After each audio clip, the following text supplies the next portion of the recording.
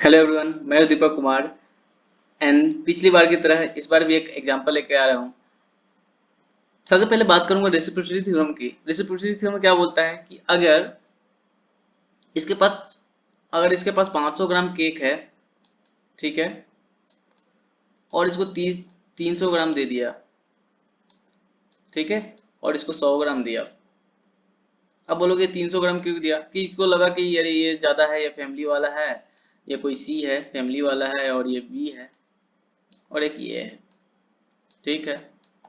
तो ये 300 ग्राम दिया, 100 ग्राम खुद रखा, 100 ग्राम खुद रखा है, और 100 ग्राम बी को दिया।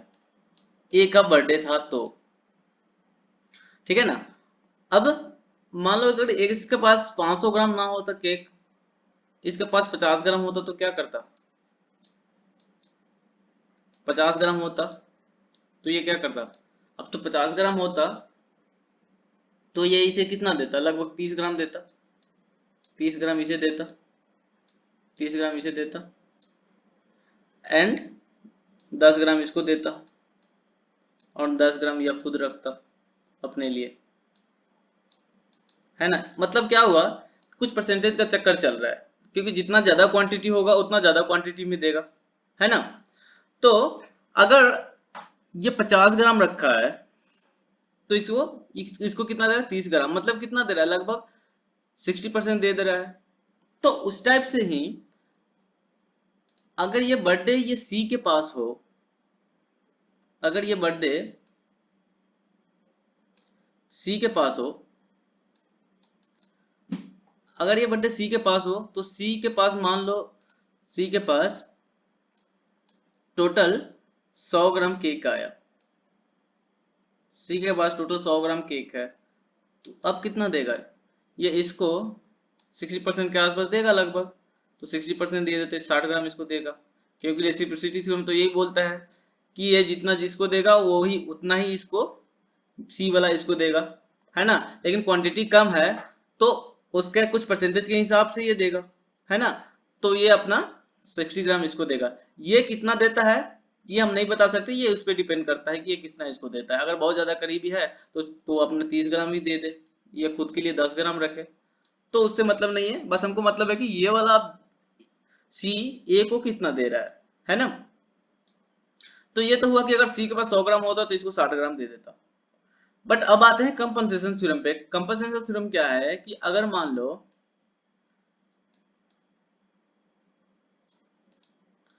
सी के पास 500 ग्राम केक है ना, और ये दे दिया इसको 300 ग्राम, ठीक, और ये अपना एक खुद इसको दे दिया 100 ग्राम, और ये खुद कितना रखा? तो जो बचा वो 100 ग्राम रख लिया, है ना। तो अब ये 300 ग्राम मिला है तो ये लगभग अपना आधा सब बराबर बराबर ले लेगा। तो ये कितना ले लेगा? ये 100 ग्राम ले लेगा, ये वाला पर्सन कितना लेगा? 100 ग्राम ले लेगा, और ये पर्सन कितना लेगा? 100 ग्राम ले लेगा। लेकिन अगर ये जो सी का फैमिली है, 3 लोग है, उसमें मान लो कोई एक मेंबर नहीं है, कुछ चेंज हो गया इसमें, एक मेंबर गायब हो जाता है, किसी कारणवश एक मेंबर गायब हो जाता है। तो समस्या यह है कि अब अब गायब होने के बाद अब ये 500 ग्राम में ये दोस्त इसको कितना देगा? ये सी वाला फैमिली है, अब इसको कितना देगा वो, और इसको कितना देगा, बी को कितना देगा, और खुद कितना रखेगा? इन चीजों को सिंप्लीफाई करता है हमारा कंपनसेशन थ्योरम। तो वो क्या बोला कंपनसेशन थ्योरम, कि अगर ये 500 ग्राम में 300 ग्राम इसको दे रहा था तो वो सी वाला जो ये थर्ड पर्सन था उसका हिस्सा कितना था? 100 ग्राम। तो 100 ग्राम के कारण पहले से ये कितना रखा था? 500 ग्राम में इसके पास पहले से कितना था? 100 ग्राम। तो अगर ये 100 ग्राम है, और अगर इसके पास सी वाला का हिस्सा कितना है? 100 ग्राम। तो 100 ग्राम होने पे ये दोनों कितना देता? 100 ग्राम होने पे ये दोनों इसको कितना देता मान लो, और इसको कितना देता, उतना ही अब ये इसको मिलेगा। मतलब हुआ कि 100 ग्राम में अगर मान लो ये 60% दे देता है तो इसको कितना बच जाएगा? 60 ग्राम। 60% देता है तो 60 ग्राम बचे, ये दे देगा इसको, ठीक है। अगर ये इसको देता है 20%, इसको भी दे देता है अपना 30%, तो इसको देता है कितना 30 ग्राम, और खुद के लिए कितना रख लेगा 10 ग्राम, है ना। 100 ग्राम के लिए इतना रखेगा। तो अब ये 500 ग्राम का जो बंटवारा होगा 500 ग्राम में, वो कैसे बंटवारा होगा।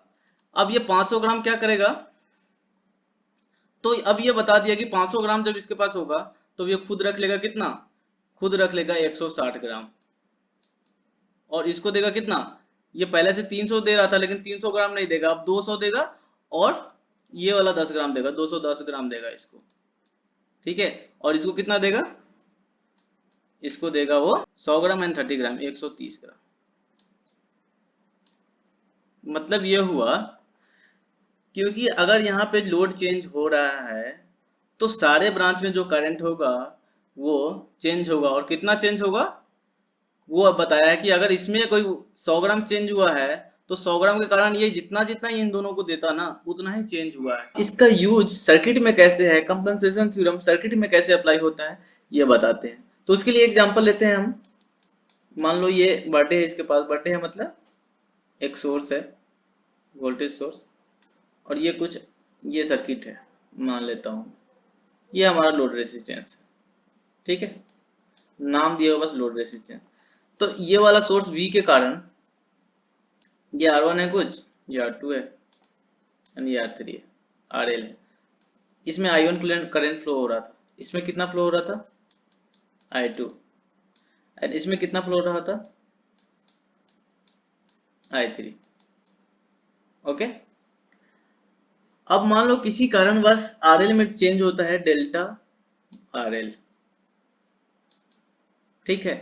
अब RL जो है कुछ डेल्टा RL प्लस हो गया है, अब क्या होगा, तो पहले जैसे बताया अभी एग्जांपल, उसी प्रकार अब जो होगा करंट जो सबमिट अलग अलग डिस्ट्रीब्यूट होगा, तो वो कैसा होगा, वो सिंपली बोला है कि अब RL को डेल्टा RL में कितना वोल्टेज ड्रॉप हो रहा होगा, कितना ड्रॉप हो रहा होगा, डेल्टा RL इंटू I3, इतना वोल्टेज ड्रॉप हो रहा होगा, तो उसको मान लेता हूँ कोई VC। तो अब इतना डेल्टा RL इंटू I3 के कारण जो भी करंट इधर सप्लाई होगा ना सारे ब्रांच में उतना ही चेंज आएगा। देखो कैसे, अब क्या करो, इसको हटा दो, अब ये देखो ये सोर्स बना लो इसको, अब मान लो ये मेरा था RL प्लस हो गया है कि RL प्लस डेल्टा RL, और ये हो गया है मेरा VC, और कुछ ये था R2 एंड ये है R3। तो अब ये VC के कारण, VC कितना है, VC इक्वल टू है कितना I3 इंटू डेल्टा RL, है ना।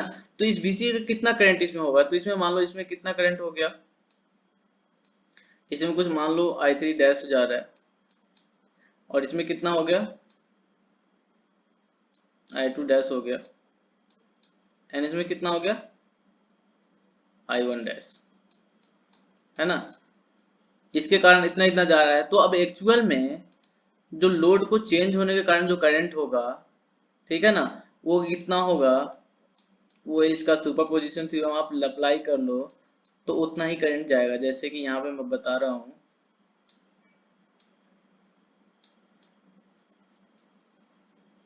ये R प्लस डेल्टा एल हो गया है, अब R प्लस डेल्टा RL हो गया है।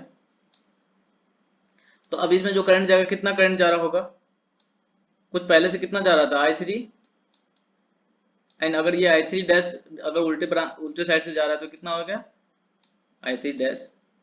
अब इसमें कितना हो गया, इसमें जो करंट होगा वो होगा I2 प्लस I2 डैश, और इसमें जो करंट होगा वो अब कितना हो गया I1 minus I2 dash, I1 dash. ये जैसे बताया जो ये करंट का है, जो करंट जा रहा है ना VC के कारण, जो मतलब जो हिस्से डेल्टा RL के हिस्से में जो भी वोल्टेज ड्रॉप होगा उतना वोल्टेज लगाने से जो जो करंट में चेंज आएगा उसका सुपरपोजिशन थ्योरम ले लेना है। तो मेरा एक्चुअल करंट V के कारण केवल RL में डेल्टा RL चेंज होने से जो जो करंट का वैल्यू होगा वो हमको मिल जाएगा, ठीक है। अब पढ़ते हैं हम लोग कंपनसेशन थ्योरम का स्टेटमेंट। स्टेटमेंट क्या है? In a linear time invariant network. यहाँ पे अगर टाइम इनवेरिएंट का मतलब यह है कि जो नेटवर्क पैरामीटर है, नेटवर्क का पैरामीटर रेजिस्टेंस, इंडक्टर, जो मतलब जो भी है नेटवर्क में, क्योंकि ये एसी में बात नहीं कर रहे हैं, डीसी में कर रहे हैं, इसलिए यहाँ पे हम इंडक्टेंस और इंडक्टर या कैपेसिटर का जिक्र नहीं कर रहे हैं। तो यहाँ पे है कि रेजिस्टेंस होगा, तो रेसिस्टर बोल रहे हैं कि वो जो रेसिस्टर होगा वो टाइम के साथ वेरी नहीं कर रहा होगा, ये वेरिएबल नहीं होगा, ठीक है, ये कांस्टेंट होगा। तो यही बोला time invariant network. Time very, time के साथ जो उसका पैरामीटर्स है, नेटवर्क का रेजिस्टेंस, वोल्टेज है, जो भी है वो वेरी नहीं कर रहा हो, कम या ज्यादा ना होता हो, ठीक है। In a linear time invariant network when the resistance R of a branch carrying a current I, मतलब कोई भी ब्रांच है जिसका रेजिस्टेंस आर है और वो करंट आई कैरी कर रहा है, I is change by delta R, अगर वो उसमें डेल्टा आर का चेंज हो रहा है, the currents in the all branches would change. अगर डेल्टा आर का चेंज हो रहा है तो करंट जो होगा सारे ब्रांचेज में चेंज होगा। कैन बी ऑब्टेन, जो ऑब्टेन किया जाएगा कैसे? By assuming that an ideal voltage source, ये एज्यूम करना है कि एक ideal voltage source VC has been connected, वो एक कनेक्ट हो गया है, कैसे? Such that VC is equal to I into delta R. I वजह से वही जो हिस्से डेल्टा आर के हिस्से का जो भी वोल्टेज ड्रॉप होगा, मतलब डेल्टा आर के हिस्से का जो भी केक होगा, वो सीरीज में आ जाएगा, in series with R plus delta R, वो जो चेंज हुआ है उसके साथ सीरीज में आ जाएगा।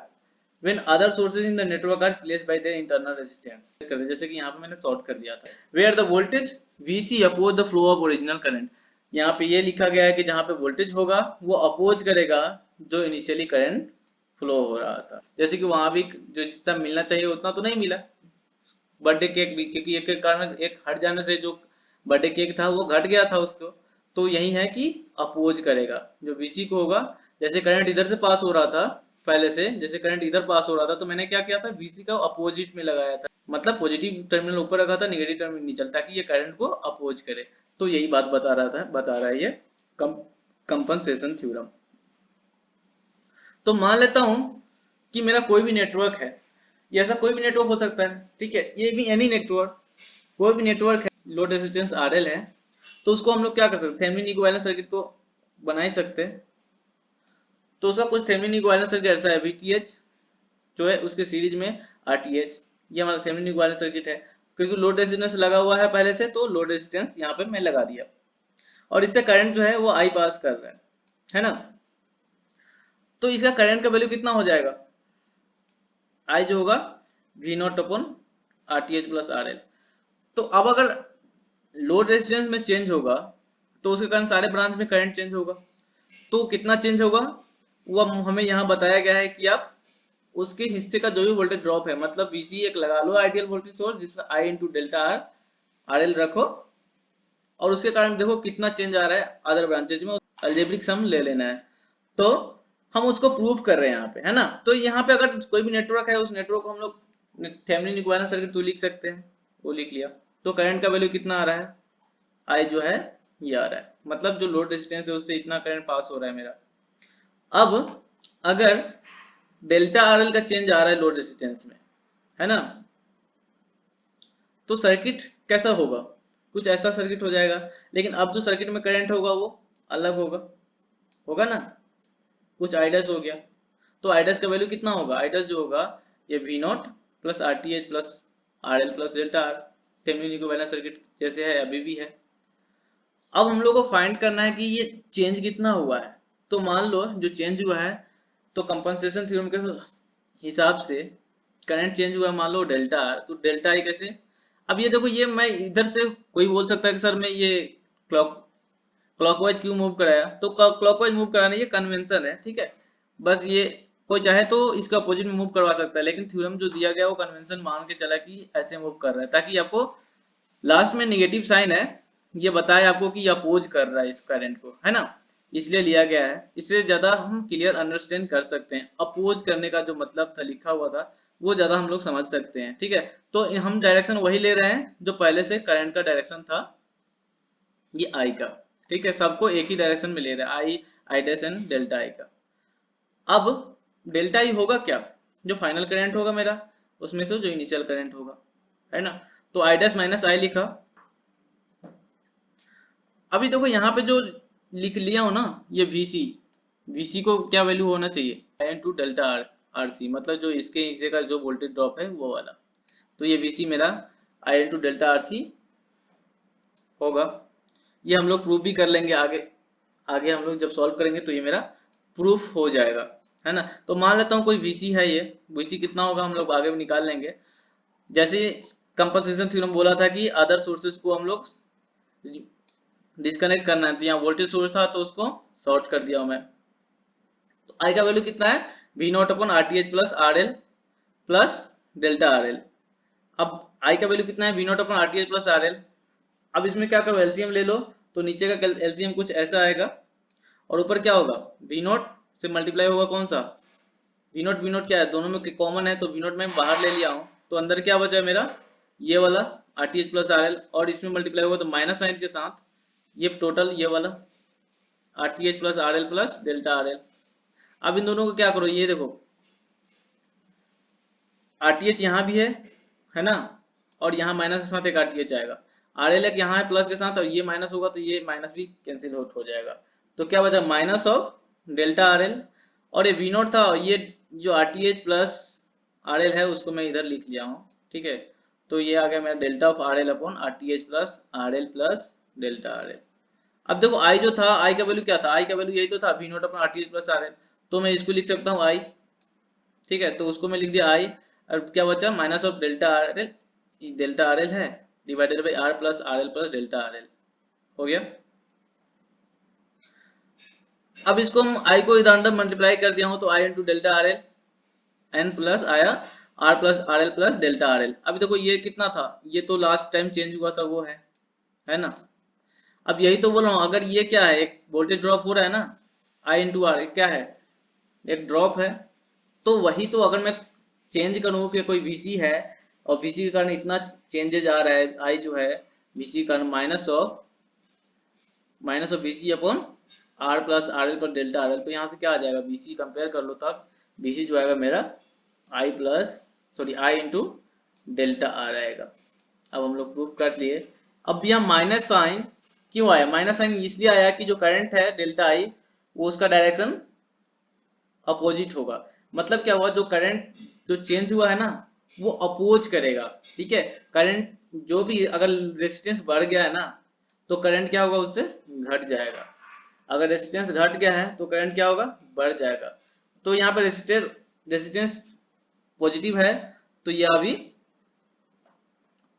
निगेटिव आ जाएगा, है ना। तो क्या हो रहा है, रेजिस्टेंस बढ़ने से हमारा करंट जो है घट जा रहा है, तो इसका मतलब ये अपोज हो रहा है। यही बात हमको कंपनसेशन थ्योरम बताया है।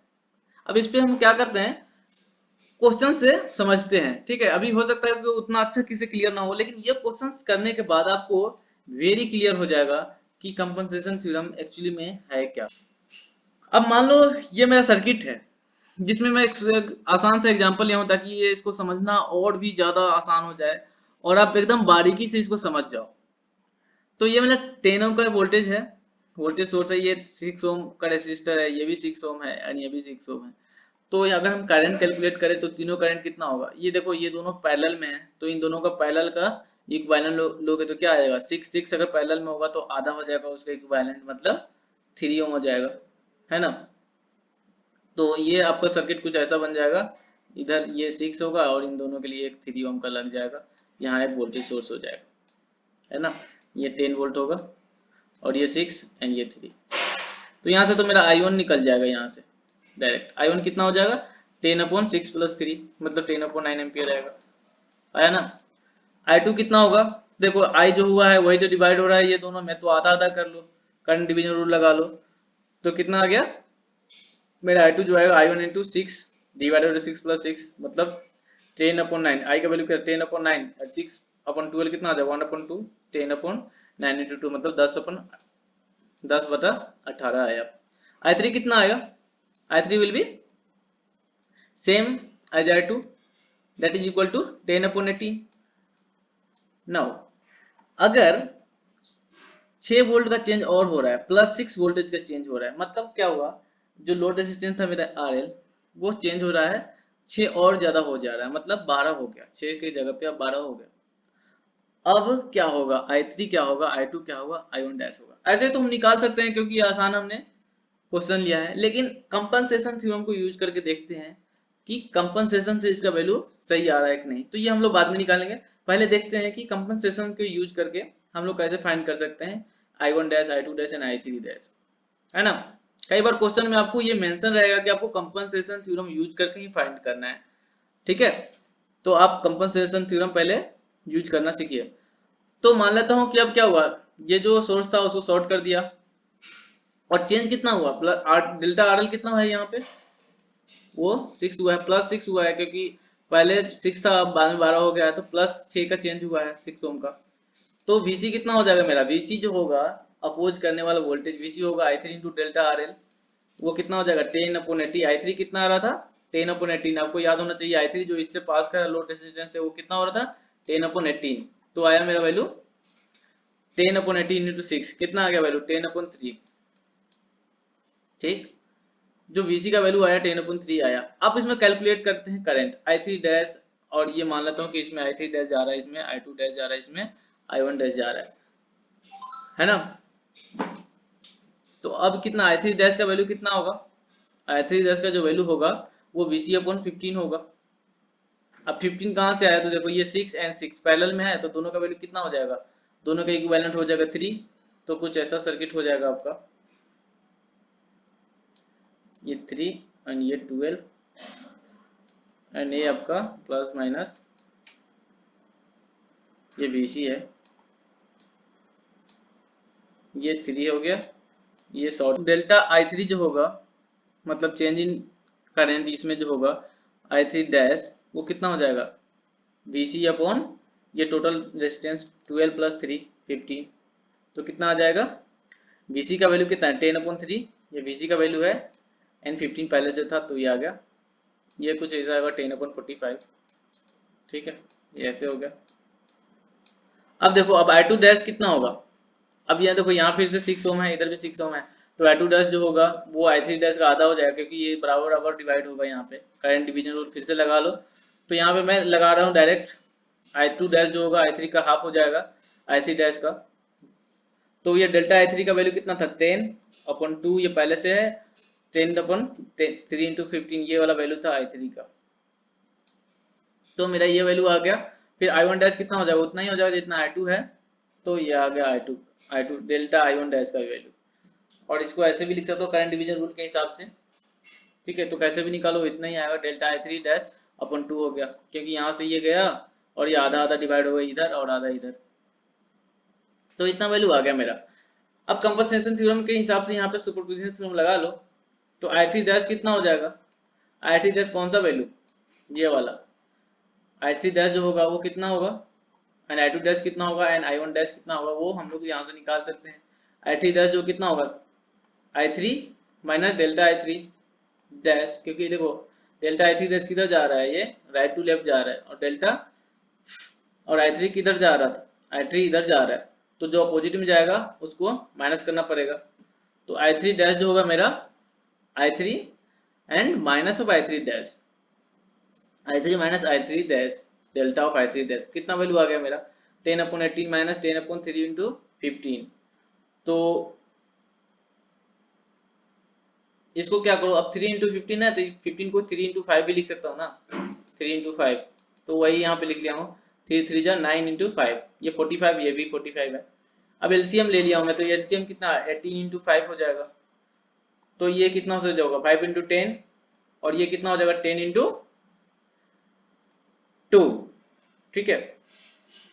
तो मेरा कुछ वैल्यू है 50 माइनस 20/90, मतलब 1/3 आ गया मेरा वैल्यू, कितना I3 डैश का। I2 डैश कितना हो जाएगा I2 plus delta I2 dash, देखो I2 किधर जा रहा था, I2 कुछ इधर जा रहा था, और डेल्टा I2 डैश किधर है, डेल्टा I2 डैश भी डाउनवर्ड है, तो दोनों ऐड हो जाएगा, है ना। तो दोनों ऐड हो गया, कितना वैल्यू आ जाएगा 10/18, ये I2 का पहले जो वैल्यू आ रहा था 10/18 प्लस 10/2 इंटू 3 इंटू 15, जो डेल्टा I2 डैश का जो वैल्यू है ये वाला, ये वो मेरा यहाँ पे रखा हूँ, तो कितना आ जाएगा 10/18 प्लस 10/90, एलसीएम ले लो तो 90 ही एलसीएम आ जाएगा, तो ये कितना हो जाएगा 5 टाइम्स मल्टीप्लाई 10 इंटू 5 मतलब 15 एंड प्लस 10 मतलब 60 अपॉन 90 मतलब कितना आ जाएगा 2/3 एम्पियर। एंड I1 डैश कितना आएगा, तो I1 माइनस और I1 डैश, अब I1 डैश देखो यहाँ पे I1 डैश है, I1 डैश कितना अपोजिट जा रहा है किसके, यहाँ I1 के, तो इसलिए मैं उसको नेगेटिव लिया हूँ। तो I1 minus delta I1 dash का वैल्यू कितना है 10/9 माइनस 10/2 इंटू ये 3 है, आप कंफ्यूज मत होना, ये 3 इंटू 15 कितना वैल्यू आ गया 10/9 एंड 10/90 मतलब 100 माइनस 10, इसका वैल्यू कितना है एलसीएम 90 होगा, तो 100 माइनस 10 कितना 90/90 मतलब 1 एम्पियर, है ना। अब देखते हैं क्या ये कंपनसेशन थ्योरम यूज करके, तो मैंने लाया यहाँ पे सब कैलकुलेट करके लाया मैं, लेकिन क्या अगर एक्चुअल में कैलकुलेट करता हूँ तो इसके इक्वल आता है क्या, हम लोग वेरीफाई तो कर रहे हैं, तो देखता हूँ। अब यहाँ पे देखो I1 कितना हो जाएगा, अब ये दोनों 12 एंड 16 ये पैरेलल में है, तो 12 एंड 60 का पैरेलल वैल्यू कितना हो जाएगा इक्विवेलेंट 12 इंटू 6 का 12 इंटू 6 कर लो एंड फिर 12 प्लस 6 कितना हो जाएगा 18, तो 6 3 जा 18 एंड 3 4 जा 12, मतलब ये होगा कि ये जो सर्किट है उसको मैं कुछ ऐसा लिख सकता हूँ, ये सर्किट को ये 6 एंड इसके पैरेलल में ये 10 वोल्ट है,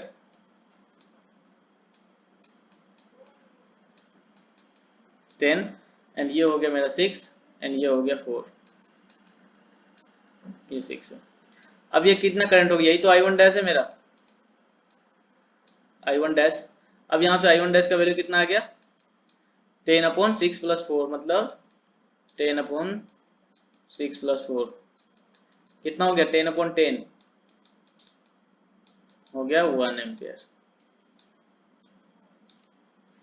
अब देखो यहाँ पे 1 एम्पियर आया ऑन डैश, देखो कंपनसेशन थ्योरम की यूज करके भी 1 आया है, तो इससे क्या पता चलता है कि ये कंपनसेशन थ्योरम सही है।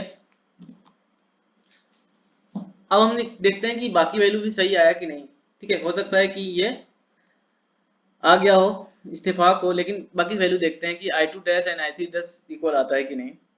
तो अब देखो अब I2 डैश निकालना है मुझे ना, तो I2 डैश क्या होगा यहाँ पे I1 डैश निकल गया, तो I2 डैश कितना हो जाएगा, करंट डिवीजन रूल यहाँ भी लगा लेता हूँ मैं, तो करंट डिवीजन रूल लगाऊंगा तो I2 डैश कितना हो जाएगा, I2 डैश का जो वैल्यू होगा वो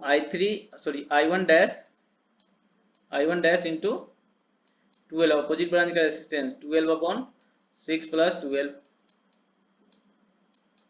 कितना हो जाएगा, ये 1 इंटू 12/18 मतलब क्या आया 4 से डिवाइड कर लो या 6 से डिवाइड कर लो तो 2 एंड 3 2/3 आया। अब चेक करो कि ये इतना ही आ रहा था क्या पहले I2 डैश कंपनसेशन थ्योरम को यूज करके, I2 डैश का देखते वैल्यू देखो I2 डैश भी 2/3 आया है। अब I1 डैश भी देख लेते हैं, I1 डैश कितना हो जाएगा, I3 डैश कितना हो जाएगा, वो जो होगा I1 dash into opposite branch का रेजिस्टेंस, यहाँ पे करंट डिवीजन रूल लगा रहा हूँ तो 6 ऊपर जाएगा एंड 6 प्लस 12 आएगा, मतलब 1 कितना हो जाएगा 1 इंटू 6/18 कितना आ जाएगा 1/3। अब क्या ये सही आ रहा है I3 डैश का वैल्यू, देखो तो मैंने जो कंपनसेशन थ्योरम यूज करके मैं किया हूँ I3 डैश का वैल्यू कितना आ रहा था, I3 डैश का वैल्यू देखो ये 1/3 आ रहा है। इससे क्या पता चल रहा है कि कंपनसेशन थ्योरम भी प्रूफ हो गया, वेरीफाई हो गया, आप एग्जांपल से भी एज ए वैल्यू देख चुके हैं, तो मुझे लगता है कि अब यहाँ पे आपको पूरी तरह से क्लियर हो गया होगा कंपनसेशन थ्योरम होता क्या है, ठीक है। अब एक और एग्जांपल मैंने यहाँ पे लिया हूँ, आप यहाँ पे थोड़ा सा दिमाग लगाओ, गिवन है कि अगर ये 20 ओम का सोर्स यहाँ पे है, ठीक है, ये 10 है, तो इससे 1 एम्पियर का करंट पास हो रहा है, ये वाला करंट जो है 1 एम्पियर पास हो रहा है, तो फाइंड करना है, फाइंड करना है I जब ये 10 ओम का था ना, वो चेंज हो गया है 20 ओम, तो I फाइंड करना है। आप कोई भी कंपनसेशन थ्योरम यूज करो, दिमाग यूज करो और फाइंड करो आप क्या होता है वैल्यू। आप यहाँ पे वीडियो पॉज करो और मैं बताता हूँ यहाँ पे, अगर यहाँ पे 1 एम्पियर का करंट जा रहा है ना, तो इसको हम लोग क्या कर सकते हैं, थेवेनिन इक्विवेलेंट सर्किट तो लिख ही सकते हैं ना, ये वाली चीज को, तो इसको थेवेनिन इक्विवेलेंट सर्किट लिखेंगे तो क्या ना, तो ये मेरा थेवेनिन इक्विवेलेंट सर्किट है जहाँ पे RTH को हमने सारे रेजिस्टेंस को एक थेवेनिन रेजिस्टेंस लिख लिया हूँ, तो अब ये करंट पास हो रहा था 1 एम्पियर, है ना। तो अब यहाँ पे करंट कैसे लिखते हैं, I = RTH, मतलब VTH यहाँ पे क्या है 20 एंड RL प्लस RTH है ना, और I का वैल्यू 1 है, VTH का वैल्यू 20 है एंड RTH कितना है 10 एंड जो लोड रेजिस्टेंस है वो 10 है। तो कितना वैल्यू आ जाएगा, आप यहाँ पे सॉल्व कर लो तो RTH आएगा आपको 10 ओम। ओके, अब मेरा VC क्या होगा, VC जो होगा I जो पहले से करंट जा रहा था, पहले से करंट जा रहा था, ये I वो नहीं है जो ये वाला I है, ठीक है, ये I वो है कौन सा, ये जो पहले से करंट पास कर रहा था किससे, लोड रेजिस्टेंस यहाँ पे 10 ओम का माना हो तो I इंटू डेल्टा I कितना R के कितना चेंज हुआ 10 का, तो कितना हो गया है 10 वोल्ट। अब देखो यहाँ पे जानबूझकर मैं यहाँ पे 10 वोल्ट ये ऐसे लगाया हूँ जो कि गलत है, क्योंकि क्या बोला गया था कि करंट को हमेशा वो क्या करेगा, अपोज करेगा, जो VC होगा, VC है जो अपोज करेगा, है ना। तो यहाँ पे मैं उल्टा लगा दिया हूँ, इसको आप क्या करना है, ये पॉजिटिव टर्मिनल है, ये नेगेटिव, मतलब करंट को अपोज करना चाहिए। तो यहाँ पे करंट का वैल्यू कितना आ जाएगा I, ये ऐसे ना जाकर किधर जाएगा, ये ऐसे जाएगा, जाएगा ना करंट, करंट इधर से पहुंचेगा, करंट का वैल्यू कितना हो जाएगा RTH प्लस 20, तो करंट VC कितना है, VC इक्वल 10 वोल्ट, तो डेल्टा I जो होगा VC अपॉन 20 प्लस 20 कौन सा है RL प्लस डेल्टा RL, ये वैल्यू 20 है एंड प्लस RTH, है ना। तो I का वैल्यू कितना आ जाएगा, VC जो 10 है 20 प्लस I कितना 1/3। अब I का वैल्यू कितना होगा, कौन सा I, ये वाला I, ये वाला करंट का वैल्यू कितना हो जाएगा, तो पहले से कितना जा रहा था 1 एम्पियर, और अब उसको क्या कर रहा है, अपोजिट में जा रहा है अब ये करंट डेल्टा I, तो I का जो वैल्यू होगा वो 1 माइनस डेल्टा I होगा, क्योंकि ये देखो अब ये अपोजिट डायरेक्शन में मूव कर रहा है, तो इसका वैल्यू आ जाएगा 1 माइनस 1/3। I का वैल्यू कितना आ रहा था, डेल्टा I का वैल्यू 1/3, तो टोटल वैल्यू क्या आ जाएगा 2/3। तो कैसा लगा ये question, I hope you like this question. Okay, तो चैलेंज के आते हैं अब, नेक्स्ट जो चैलेंज है, चैलेंज क्वेश्चन है कि when 16 ohm resistance change to 12 ohm, यहाँ पे घट जा रहा है, ठीक है 4 ओम घट जा रहा है, 16 ओम का रेजिस्टेंस 12 ओम हो गया है, then find the change in current I, मतलब डेल्टा I आपको निकालना है, change in current I, current जो चेंज हो रहा है वो निकालना है, मतलब डेल्टा I निकालना है आपको, और सब कुछ दिया। 16 ओम क्या है, यहाँ वाला जो चेंज हो रहा है वो चेंज हो रहा है 16 से 12 हो जा रहा है। अब फाइंड करो और मुझे बताओ करंट का वैल्यू आ रहा है और क्या आपको ये कंपनसेशन थ्योरम समझ में आ गया है नहीं आया, आप जरूर बताना हमारे कमेंट करके, ठीक है। कुछ लोग हैं अब जो इंटरेस्ट ले रहे हैं, जो हमारे चैलेंज का विनर्स है, जो सागर है, स्नेहा है, जो ये लोग तो कंटिन्यू है, विकास भी अब कर रहा है, अभिषेक एंड सत्यम जो दो बार से कर रहा है चैलेंज, और कुछ लोग और भी है जैसे कि अभिषेक कुमार है, ये अभिषेक शर्मा है, और ये अभिषेक कुमार एंड चंदन रोशन, ये लोग क्या कर रहे हैं, हम लोग थैंक्स भेज रहे हैं, ठीक है। तो आपको बता दें थैंक्स से ज्यादा इंपॉर्टेंट है कि आप क्वेश्चन सॉल्व करो और हमें आंसर दो, वो ज्यादा इंपॉर्टेंट है, आप क्वेश्चन सॉल्व करो और उसका आंसर दो, ठीक है, तब मुझे ज्यादा खुशी होगी। Thank you for watching this video. अगर आपको ये वीडियो पसंद आया है तो कृपया इसे लाइक कीजिए, शेयर कीजिए और सब्सक्राइब कीजिए। Thank you.